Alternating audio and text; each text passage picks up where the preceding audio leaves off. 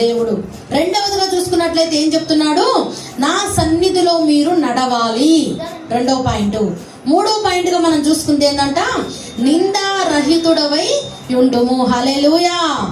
నిందారహితుడవై ఉండుము అంటే ఏంటో చెప్పగలుగుతారా? మీకేమన్నా అర్థమైందేమో. ఎలాంటిది కూడా మనలో లోపము ఉండడానికి వీల్లేదు.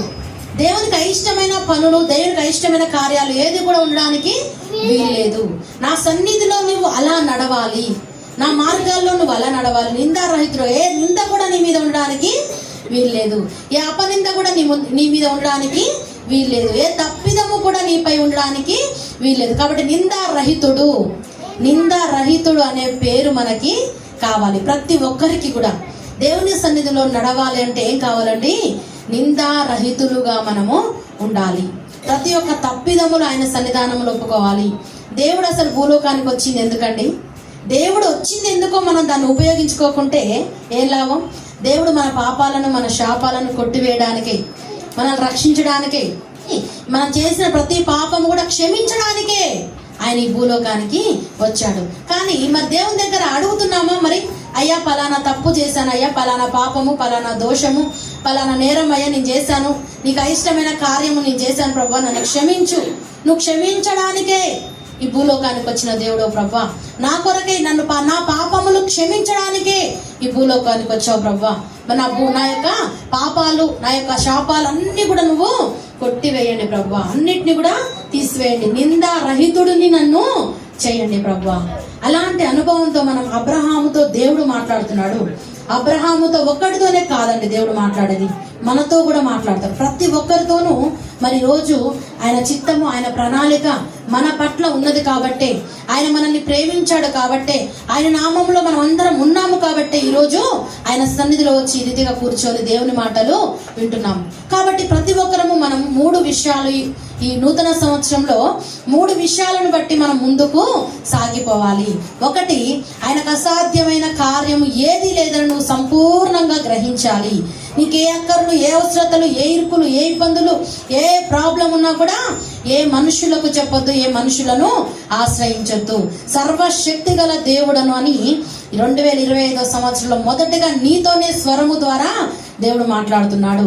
ప్రతిది కూడా ఈ వాక్కును నువ్వు చివరి వరకు కూడా, ఈ సంవత్సరము లాస్ట్ వరకు కూడా అయ్యా సర్వశక్తి గల దేవుడవు, అదే మాట రిపీట్ చేస్తూ ఉండాలి. రిపీట్ చేసుకుంటే అయ్యా సర్వశక్తి గల దేవుడవు ప్రభా, నువ్వు సమస్తము చేయగలవు అన్నప్పుడు నీకు అసాధ్యమైన కార్యం ఏది కూడా లేదండి. అంతగా దేవుడు నీ జీవితంలో గొప్ప కార్యాలు ఆయన చేస్తాడు. అలాంటి విశ్వాసం మనం పెట్టి మరలా ఇంకోటి రెండోది ఏం చెప్తున్నాడు? ఆయన సన్నిధిలో నడవాలి, ఆయన మాటలు వినాలి, ఆయన మార్గాలు తప్పిపోవద్దు. దేవుడు ఏర్పాటు చేసిన సమయములు, కాలములు, రాత్రికాల సమయంలో చెప్పాను కదా, సమయములు అన్నీ కూడా ఏ టైంలో ఏది చేయాలనో అప్పుడు అదే చేయాలి, ఏది చేయాలో అదే చేయాలి. కానీ ఒక టైం వేరే పని చేసే టైంలో ఈ పని చేయడానికి వీల్లేదు. కాబట్టి మరి దేవుడు 6 రోజులు కష్టపడి 7వ రోజుని ఏం చేశాడు? విశ్రాంతి తీసుకోమని చెప్పాడు. కాలాలు, ఋతువులు, వర్షాలు, ఈ విధంగా ఎన్ని కూడా భూమి, నీరు, వర్షము ఎన్ని దేవుడు ఏ కాలంలో ఏది రావాలి అన్ని కూడా మనకి ఏర్పాటు చేశాడు కదా. ఎప్పుడు వర్షం రావాలి, ఎప్పుడు ఎండ కొట్టాలి, ఎప్పుడు చలి పెట్టాలి, ఎప్పుడు పంటలకు ఏం కావాలి, మంచు కూడా ప్రతిదీ ఏ టైంలో అన్ని కూడా కరెక్ట్గా పెట్టాడు దేవుడు. అదే రీతిగా ఇంకొకటి కూడా పెట్టాడు. ఏంటిది? 7వ రోజును విశ్రమించాలి. పనిని ఏం చేయాలి? చెయ్యడానికి వీల్లేదు మీరు. ఎందుకంటే దేవుడు మన బాడీని, శరీరాన్ని తయారు చేశాడు కాబట్టి ఆ బాడీకి కావాల్సింది ఏంది? 7వ రోజు రెస్ట్ కావాలి. మొత్తం పని చేయడానికి లేదు మన శరీరము. కాబట్టి 7వ రోజు విశ్రాంతి తీసుకోవాలి. కాబట్టి దేవుడు ఏర్పాటు చేసి 7వ రోజును మీరు విశ్రాంతి తీసుకొని, ఆ రోజు నేను మిమ్మల్ని 6 రోజులు కలగజేసిన వాటికి 6 రోజులు మీరు చేసుకున్న కష్టార్జితము దీవించడానికి, ఆశీర్వదించబడడానికి 7వ రోజు వచ్చి మీరు దేవుని సన్నిధిలో ఏం చేసుకోవాలి? విశ్రాంతి తీసుకోవాలి, రెస్ట్ తీసుకోవాలి. ఆ రోజు మీరు చేయవలసిన పని ఏంటంటే, పని కాదు చేయవలసింది విశ్రాంతి. దేవుణ్ణి ఆరాధించాలి. అది దేవుణ్ణి ఆరాధించే దినము. దేవుణ్ణి ఆరాధించే దినమున, దేవుణ్ణి ఆరాధించాల్సిన సమయమున ఏం చేస్తున్నాము అది అర్థం చేసుకోవాలండి. కాలంలో, సమయములు అన్ని వాటి ప్రకారముగా వెళ్ళిపోతా ఉన్నాయి. కానీ ఇదొక్కటి మాత్రం రాంగ్ అయిపోయింది, ఇదొక్కటి మాత్రం తప్పు అయిపోయింది. అవునా కాదండి? తప్పిస్తున్నారు. ఏది కూడా తప్పట్లేదు. ఉదయం అవుతుంది, తెల్లారుతుంది, పొద్దుగూకుతుంది, పండుకుంటున్నారు. మధ్యాహ్నము ఏంటి, మార్నింగ్ ఏం చేస్తారంటే టిఫిన్, మధ్యాహ్నం ఏంటి లంచ్, నైట్ ఏంటి డిన్నరు, మళ్ళీ మధ్య మధ్యలో స్నాక్స్, టీలు, ఉదయం టీ. అంటే ఏది లెక్కలు, ప్రతి దానికి ఏమున్నాయి, ప్రతిదానికి సమయం ఉంది, ప్రతిదానికి లెక్కలు ఉన్నాయి, ప్రతిదానికి రూల్స్ ఉన్నాయి. వాటిని బట్టి మనం చేసుకుంటున్నాం. కానీ దేవుడు చెప్పిన రూల్ మాత్రం పాటించకుండా మన కుటుంబాల్లో ఇరుకులు ఇబ్బందులు ఎదుర్కొంటున్నాం. కాబట్టి దేవుడు అబ్రహాముతో మాట్లాడిన మాటలు, నేను సర్వశక్తి గల దేవుడను కాబట్టి నువ్వేం చేయాలి, నా సన్నిధిలో నువ్వు నడవాలి, నేను చెప్పిన మాట నువ్వు వినాలి, నేను ఏదైతే చెప్పానో, నేను ఎలా అయితే నేను నడవమని చెప్తున్నానో అదే రీతిగా నువ్వు నడుచుకోవాలి. తర్వాత ఇంకోటి ఏంటిది, అలా నడుచుచు నిందారహితుడవై ఉండు. అప్పుడు తర్వాత చదవండి అమ్మా, నాకును నీకును మధ్య నా నిబంధనను నియమించి నిన్ను అత్యధికముగా అభివృద్ధి పొందించదనని అత్యధితో చెప్పాను. హల్లెలూయా, హల్లెలూయా. ఏం చెప్తున్నాడు, నాకును నీకును మధ్య నా నిబంధనను, నిబంధన అంటే ఏంటి, ఒక ఒప్పందము. దేవునికి మరి మనిషికి మధ్య ఒక ఒప్పందము పెట్టుకొని ఏం చేస్తున్నాడంట, దేవుడు నియమించి నిన్ను అత్యధికముగా, హల్లెలూయా, అత్యధికముగా అభివృద్ధి పొందించెదను. ఏ రీతిగా అత్యధికముగా అభివృద్ధి పొందిస్తాడంటే, నీకు దేవునికి మధ్య ఏం పెడతాడండి, ఒక ఒప్పందం పెడతా ఉంటాడు. ఇక్కడ మనం చదువుతున్నాం, ఒక నిబంధనను ఆయన పెడతాడు. ఒక వాగ్దాన పూర్వకముగా ఒక వాగ్దానాన్ని, ఇద్దరి మధ్యలో ఒక ఒప్పందం ఉండాలి, ఒక ఒప్పందం ఉండాలి. అదే ఇక్కడ మనం పైన చదివిన మాటలు, దేవునికి నీకు మధ్య ఒక ఒప్పందం ఉండాలి. నేను ఇందాక అదే చెప్పా, సాక్ష్యం చెప్పండి, తీర్మానాలు తీసుకోండి అని. తీర్మాన పూర్వకంగా ఒప్పందాలు దేవునితో కలిగి ఉండాలి. ఒప్పందం లేకుండా ఉన్నట్లయితే, ఇప్పుడు మనం చదువు, నీకును నాకును మధ్య నా నిబంధనను నియమించి మిమ్మల్ని నేనేం చేస్తాను, అత్యధికముగా అభివృద్ధి చేస్తాను. అత్యధికముగా మీరు అభివృద్ధి కావాలంటే నీకు నాకు మధ్యలో ఏముండాలి, నీకు నాకు మధ్యలో ఏముండాలి, ఒక ఒప్పందం ఉండాలి, ఒక నిబంధనను మనం ఇద్దరం కలిసి స్థిరపరచుకోవాలి. దేవునికి నీకు మధ్య ఒప్పందం ఉందా? దేవునికి నీకు మాటలు ఉన్నాయా? కొంతమందికి మాటలు ఉండవు, మాట్లాడుకోరు. ఎవరెవరు మాట్లాడుకోరండి? కుటుంబాలు ఎక్కువగా భార్యాభర్తలు మాట్లాడుకోరు కదా అండి. కొంచెం ఏదో ఒకటి డిస్కషన్స్ జరిగినప్పుడు కొద్ది రోజులు మాట్లాడుకోకుండా ఉంటారు. అదే రీతిగా దేవునితో కూడా అసలు మాటలు ఉండవు, దేవునితో కూడా అసలు సంబంధము ఉండదు. ఉంటదా? దేవునితో నాకు సంబంధం ఉంది అన్న వాళ్ళు హల్లెలూయా, హల్లెలూయా. దేవునితో సంబంధం మనకు కావాలి. దేవునితో ఒక నిబంధనను మనం ఏర్పాటు చేసుకోవాలి, ఒక ఒప్పందం కలిగి ఉండాలి. అయ్యా, నువ్వు నన్ను ఈ విధంగా ఉండమన్నావు కదా, నేను ఈ విధంగా నడుచుకుంటాను ప్రభా. నేను ఈ విధంగా నడుచుకుంటానంటే నువ్వు నాకేమి ఇస్తాను కదా. పిల్లలు ఎలా చేస్తారంటే ఒక ఒప్పందం తీసుకుంటారు కదా, ఏమన్నా పని చెప్పినప్పుడు ఏం చేస్తారు, నాకు ఇది కావాలి, నాకు అది కావాలని అడుగుతారు. ఒక ఒప్పందం తీసుకుంటారు, ఒక మాట, నువ్వు ఇస్తా అంటేనే, నువ్వు చేస్తా అంటేనే అని ఒప్పందం తీసుకున్న తర్వాతనే వాళ్ళు నువ్వు ఇది ఇస్తా అన్నావు కాబట్టి నేను ఈ పని చేస్తా అని. పిల్లలు కూడా అలా చేస్తారు. కాబట్టి దేవుడి దగ్గర మనం కూడా అలాగే పసిపిల్లల్లాగా ఆయన మాట వినాలంతే, ఆయన చెప్పినట్టు చేయాలంతే. ఒక ఒప్పందం తీసుకోవాలి, అయ్యా నువ్వు చెప్పినట్టు నేను నడుచుకుంటాను ప్రభా, నీ మార్గములో నేను నడుస్తాను ప్రభా అని నీకు నాకు మధ్య ఒక ఒప్పందము. ఈ వాక్యం అయిపోయిన తర్వాత నూతన సంవత్సరంలో మరి 2025వ సంవత్సరంలో అడుగు పెట్టాం. 2024వ సంవత్సరంలో దేవునికి నీకు మధ్య ఒప్పందం ఉందో లేదో నీకు మాత్రము దేవునికి మాత్రమే తెలుసు. అవునండి. హృదయాంతరంగాలను ఎరిగిన దేవుడు ఆయన, మన హృదయాలను ఎరిగిన దేవుడు. కాబట్టి నువ్వు దేవునితో ఒక ఒప్పందం కలిగి ఉన్నావా? అసలు దేవునితో సంబంధం ఉందా? ఆయనకు నీకు మాటలు ఉన్నాయా? ఆయనతో నీకు సహవాసం ఉందా? అది అర్థం చేసుకోవాలి ప్రతి ఒక్కరు. దేవునితో సహవాసం చేయాలి, దేవునితో ఒప్పందము కలిగి ఉండాలి, ఆయనతో ముచ్చడించాలి, ఆయనతో మాట్లాడాలి. ఇదే మాటలు, అయ్యా నువ్వు సర్వశక్తి గల దేవుడవు కదా ప్రవ్వా, సమస్తము చేయగల దేవుడవు, దేవుడు అన్ని కూడా మీకు ఇస్తానయ్యా, మీరు రండయ్యా అంటే మనకు మాత్రము ఇటు పిలుస్తుంటే అటు వెళ్ళిపోతా ఉంటారు. అవునండి. కొంతమంది ఇటు పిలిచి ఇక్కడ రా, ఇక్కడ ఉన్నాయి తీసుకుంటే లేదు లేదు మాకు వినపడట్లేదు అన్నట్టుగా వెళ్ళిపోతారు. ఆశీర్వాదాలను కోల్పోయి ఎంతో భయంకరమైన పరిస్థితులు, ఎంతో భయంకరమైన దీనమైన పరిస్థితులను ఎదుర్కొనే స్థితిలో ఉంటున్నారు. కాబట్టి ఈరోజు ప్రత్యేకముగా మనం అర్థం చేసుకోవాలి, దేవుడి ప్రణాళిక, దేవుని చిత్తము, దేవుని ఏర్పాటు, దేవుని ప్రేమ, దేవుని కృప మన ఎడల ఉన్నది. కాబట్టి ఈరోజు ఇంతగా ఆయన సన్నిధానంలో కూర్చొని ఆయన మాటలు దేవుడు మనకు వినిపిస్తున్నాడు. కాబట్టి విన్న ప్రతి మాటను కూడా విడిచిపెట్టకుండా మనం ఏం చేయాలి? వాటిని ఆచరించేటట్లుగా దేవునికి మనకు మధ్య ఒక నిబంధనను స్థిరం చేసుకోవాలి. ఒక నిబంధన జీవితం మనకు ఉండాలి. ఒక ఒప్పుకోలు జీవితం మనకు ఉండాలి. ఒప్పుకోలు జీవితం లేకుండా ఉన్నట్లయితే, దేవునికి మనకు సహవాసం లేనట్లయితే ఎవరితో సహవాసం చేయాల్సి వస్తుంది? సాతానుతో సహవాసం చేయాల్సి వస్తుంది. సాతాను గారు నువ్వు ఖాళీగానే ఉన్నావు కదా, నీకు ఎవరు లేరు కదా, నిన్నెవరు నీపై అధికారం చూపించట్లేరు కదా, ఇక నువ్వు ఖాళీగా ఉన్నావు బట్టి రా, నేను సహవాసం చేస్తా, నీకు చూపించని ప్రదేశం లేదు, నిన్ను తిప్పని నిన్ను ఉంచని దేశాలు లేవని చెప్పి ఏం చేస్తాడండి?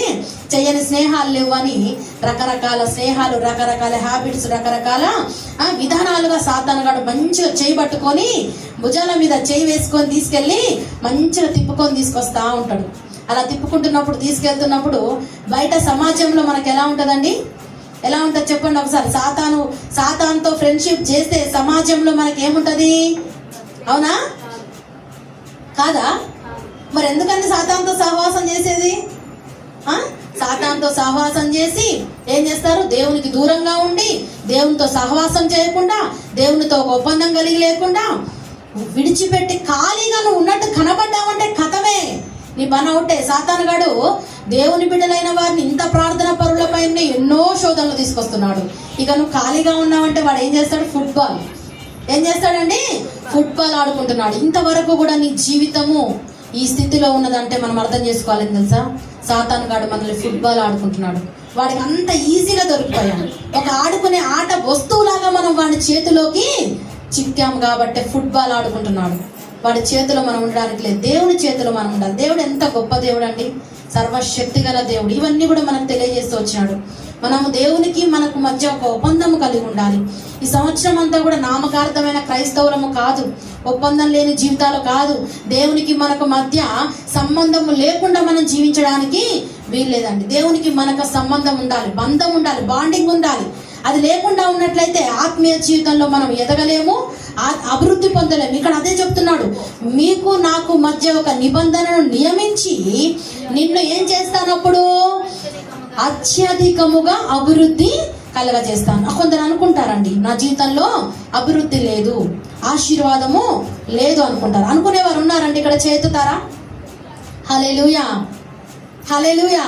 ఏం లేదు, అభివృద్ధి ఆశీర్వాదాలు లేవనుకుంటావు. ఎంత కష్టపడినా కూడా ఆశీర్వాదాలు లేవనుకుంటావు. ఎందుకో తెలుసా? దేవుడికి నీకు మధ్య నిబంధనను నువ్వు నియమించుకున్నట్లయితే అప్పుడు దేవుడు ఏం చేస్తా ఉంటున్నాడు? ఈ సంవత్సరంలోనైనా సరే నేర్చుకొని, తెలుసుకొని, దేవుడికి నీకు మధ్య నిబంధన, అయ్యా నేను నిబంధన తీసుకుంటున్నాను. అబ్రహాముతో మాట్లాడినట్లు నువ్వు ఈరోజు నాతో కూడా మాట్లాడావు ప్రభువా. నీ మాటల్ని బట్టి నేను ఈరోజు నీకు నాకు మధ్య ఒక నిబంధన తీసుకుంటున్నాను ప్రభువా. నీకు ఇష్టమైన బిడ్డగా నేను జీవిస్తున్నాను. దేవుని ఎదుట మనం ప్రతిజ్ఞ చేసుకోవాలి, మనుషుల ఎదుట కాదు, ఎవరి కోసమో కాదు. దేవుని ఎదుట మనం ఏం చేయాలి? ప్రతిజ్ఞ చేసుకోవాలి. అయ్యా నేను ఈ ప్రతిజ్ఞ చేసుకుంటున్నాను, ఈ నూతన సంవత్సరంలో ఈ రోజు ఇలా జీవించాలని నిర్ణయం తీసుకున్నాను ప్రభువా. నన్ను ఇదే స్టేజిలో, ఇదే స్థితిలో నీకు నాకు సంబంధం, నా చెయ్యి విడిచిపెట్టొద్దు, నా భుజం మీద చెయ్యి తీయడానికి వీల్లేదు. స్నేహితులు అంటే తీస్తారండి చేతులు తీస్తారా? ఎంత క్లోజ్ గా ఉంటారు కదా. అయ్యా నువ్వు నా భుజం మీద అసలు చెయ్యి తీయడానికి వీల్లేదు, నా చెయ్యి విడిచిపెట్టడానికి వీల్లేదు. నీకు నాకు మధ్య సంబంధము గట్టిగా ఉండాలి ప్రభా. ఎంత మంది వచ్చి లాగినా సాతానుగా లాగాలని చూస్తాడండి. ఇప్పుడు మంచిగా కూర్చొని వాక్యం విన్నప్పుడు మంచిగానే ఉంటాం, మంచిగా మారాలనుకుంటాం, మంచిగా ఉండాలి మేము కూడా అనుకుంటారు. కానీ బయటికి వెళ్ళిన తర్వాత సాతాను అక్కడ ఎదురు చూస్తూనే ఉంటాడు. ఇంతసేపు పోయినవేంటి ఇంకా రాలేదేంది అన్నట్టుగా సాతానుగాడు ఏం చేస్తా ఉంటాడు? ఎదురు చూస్తూ ఉంటాడు. చూసి నువ్వు ఉండాల్సిన ప్లేస్ ఏందో, నువ్వు చేయవలసిన పనులేంటో రా, నిన్ను తీసుకొని వెళ్తా. నువ్వు దేవునితో ఒప్పందం చేసుకొని ఉంటే కుదరదు. నేనేం చేయాలి? ఆడుకోవాలి కాబట్టి ఫుట్బాల్, నువ్వు ఇక్కడికి రా అన్నట్టుగా సాతానుగాడు ఏం చేస్తూ ఉంటాడు? రకరకాల ప్లేసుల్లోకి తీసుకెళ్తా ఉంటాడు. వాడికి చోటు ఇవ్వడానికి వీల్లేదు. ఎందుకంటే దైవ జ్ఞానము కలిగి, పరలోక జ్ఞానముతో మనం కలిగి ఉండాలి. దేవునికి మనకు సంబంధం ఉన్నప్పుడు చెడు ఏంటిదో మంచి ఏంటిదో తెలుసు కదండి మనకి. ఎక్కడికి వెళ్ళాలో, ఎక్కడికి వెళ్ళకూడదు, ఎవరితో స్నేహం చేయాలో, ఎవరితో స్నేహం చేయకూడదో, ఇవన్నీ కూడా తెలుసుకొని దాన్ని బట్టి మనం ఒక ఒప్పందం దేవుని దగ్గర తీసుకొని, ఒక ప్రతిజ్ఞ తీసుకోవాలి ఆయన దగ్గర. తీసుకొని మనం నడిచినప్పుడు అప్పుడు మన జీవితాన్ని దేవుడు ఏం చేస్తాడంట? ఎలా అభివృద్ధి అంట? మామూలుగా కాదండి, అత్యధికముగా. హల్లెలూయా, అత్యధికమైన అభివృద్ధి. ఈ వాగ్దానం చాలండి. సంఘ వాగ్దానం కాదు, ఒక్కొక్కరికి సపరేట్గా వచ్చిన వాగ్దానాలు కాదు, కానీ ఇది ఎంత గొప్ప వాగ్దానం అంటే, ఈ వాక్యాన్ని పట్టుకొని ఈ సంవత్సరం అంతా మీరు నడిచినట్లయితే మిమ్మల్ని అసలు ఆపే వాళ్ళే లేరు. మిమ్మల్ని అంచెలంచెలుగా దేవుడు దీవిస్తూనే ఉంటాడు, ఆశీర్వదిస్తూనే ఉంటాడండి. ఎన్నో మేలు, ఎన్నో ఉపకారాలు. వారం వారం సండే కూడా గొప్ప సాక్ష్యము. ఒక సండే మిస్ కూడా అవ్వకుండా ప్రతి సండే కూడా ప్రతి ఒక్క కార్యము మీ జీవితాల్లో జరుగుతుంటుంది. అలాంటి స్టేజ్లో మనం ఉండి దేవుని యొక్క అనుభవంలో నడిచేటట్లు ప్రతి ఒక్కరు కూడా ఉండాలని దేవుడు ఈరోజు మనతోనే మాట్లాడుతున్నాడు. అత్యధికముగా అభివృద్ధి పొందించేదనని అతనితో చెప్పాను. హల్లెలూయా, హల్లెలూయా.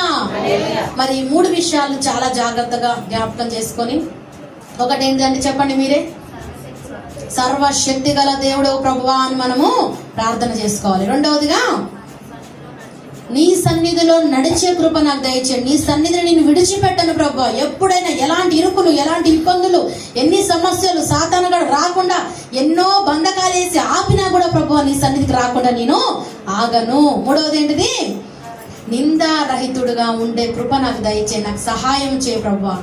అలాంటి మనసు నాలో ఉన్న దోషాలు, పాపాలన్నీ కూడా తీసివేయి ప్రభువా. నువ్వు లోకానికి వచ్చిందే నా కొరకు బలి అవ్వడానికి వచ్చావు ప్రభువా, నా పాపాలు క్షమించడానికి. అయ్యా, నీ తెలిసి తెలియక చేసిన దోషములు, పాపములు సాతానుగాడు పట్టి నాకు అర్థం కాకుండా చేశాడు ప్రభువా. వాటన్నిటిని కూడా కొట్టివేసేయండి. ఇక నుండి నేను నిందారహితుడిగా ఉండే కృప నాకు దయచేయండి. మరి ఈ 3 విషయాలను బట్టి మనం ఈ సంవత్సరం అంతా కూడా బలముగా నిలబడి సాక్ష్యం చెప్పుకునేట్లుగా ఉండాలి. తర్వాత ఇలా ఉన్నప్పుడు దేవుడు ఏం చేస్తాడంటే అత్యధికముగా అభివృద్ధిని కలగజేసే దేవుడు. తర్వాత ఇంకొక మాట చదువుకుందాం. యెహెజ్కేలు గ్రంథము 36వ అధ్యాయము 11వ వచనం చదువుకుందాం. ఈ మునుపటి కంటే అధికమైన మేలు మీకు కలగచేసేదను. ఆమేన్, హల్లెలూయా.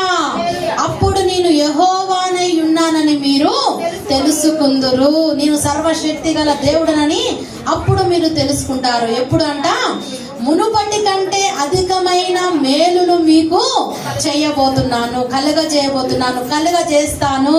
నమ్మిన వారందరూ కూడా ఆమేన్, హల్లెలూయా. నమ్మారండి? మునుపటి కంటే అధికమైన మేలు అంటే పోయిన సంవత్సరంలో చేసిన మేలు, పోయిన సంవత్సరంలో పొందుకున్న మేలు, పోయిన సంవత్సరంలో దేవుడు ఎలా కాపాడుతోచ్చో అంతకంటే కూడా ఎక్కువగా ఈ సంవత్సరంలో కాపాడుతానంటున్నాడు.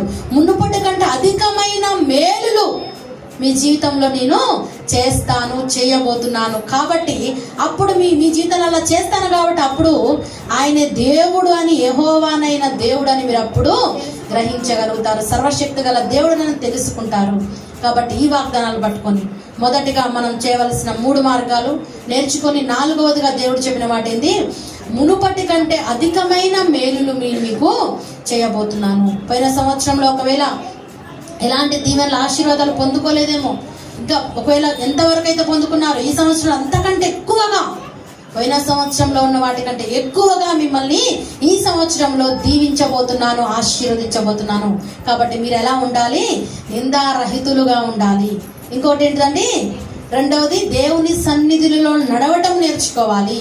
సర్వశక్తి గల దేవుడని ఆయన మాత్రమే పూజించి, ఆయన మాత్రమే ఆరాధించి, ఆయనే నిజమైన దేవుడని నమ్మినట్లయితే నీ జీవితము సంపూర్ణంగా ఆశీర్వాదాల వెంట ఆశీర్వాదాలు, కృప వెంబడి కృప, ఆశీర్వాదం ఏమంటే ఆశీర్వాదము దేవుడు ఇచ్చేవాడుగా ఉంటున్నాడు. ఈ వాక్యం మనందరి జీవితంలో కూడా దేవుడు దీవించి ఆశీర్వదించునుగాక. ప్రార్థన చేసుకుందాం, మోకరించుదాం. కొద్ది మాటలే, ఎక్కువ మాటలు విని విడిచిపెట్టడం కాదు, కానీ 4 మాటల్ని మన హృదయంలో బదిలపరుచుకొని దేవునికి మనకు మధ్య ఒక ఒప్పందం తీసుకుందాం, ఒక నిర్ణయం కలిగి ఉందాం, ఒక ప్రతిజ్ఞ. అయ్యా, నీ కూడా ప్రతిజ్ఞ చేస్తున్నాను ప్రభా, నీ సన్నిధానంలో నేను ప్రతిజ్ఞ చేస్తున్నానయ్యా, ఒప్పందం తీసుకుంటున్నాను. ప్రార్థన చేసుకుందాం. అయ్యా, సర్వశక్తి గల దేవుడు ప్రభా, నీ సన్నిధిలో నేను నడుస్తాను ప్రభా. అయ్యా, ఏది ఏమైనా నా ప్రాణం ఉన్నంత వరకు నీ సన్నిధిలో నాయన నేను నడుస్తాను ప్రభా. ఒక్క రోజు కూడా నాయన నేను మిస్ అవ్వను ప్రభా. అయ్యా, నేను మిస్ అవ్వను ప్రభా. నీ సన్నిధిలో నడుస్తాను ప్రభా. నీకు వందనాలు.